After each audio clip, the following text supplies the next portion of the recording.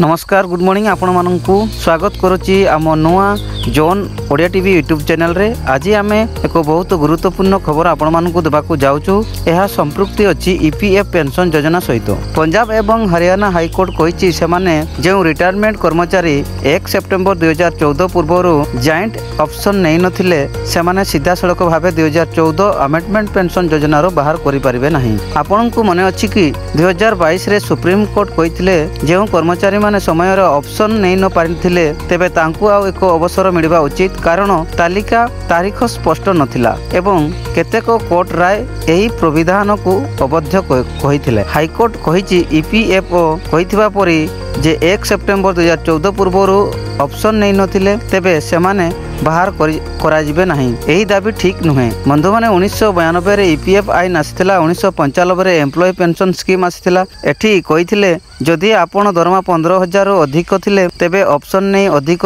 Contribution करि परिबे, किंतु 2014 रे सरकार एही अवसर बंद कर देइथिले। एही मामला सुप्रीम कोर्ट जाउची एवं 2022 रे सुनील कुमार भी मामला रे कहिथिले जेउ माने समय रे ऑप्शन नहीं नथिले सेमाने अधिक पेंशन आवेदन करि परिबेनी, किंतु केते क्षेत्र रे कोर्ट कहिछि जदि साबित करि परिले जे सेमाने स्वेच्छा रे पेंशन नहीं नथिले तेबे तांकु बाहर करि परिबे। 1 सेप्टेम्बर 2014 पूर्व ऑप्शन नहीं नथिबा कर्मचारी सीधा सड़क बाहर करि हेबे नहीं। अनुमान किंबा आधारहीन दाबी उपरे कर्मचारी को वंचित करि परिबे नहीं। एही मामला एपरि अनेक कर्मचारी पई आशा नहीं आसी अछि। आपनकु एही वीडियो भल लागितले लाइक शेयर एवं सब्सक्राइब करंतु। अधिक अपडेट पई बेल आइकन को दबांतु। पुणी देखा हबो आ एक नुवा वीडियो रे। धन्यवाद।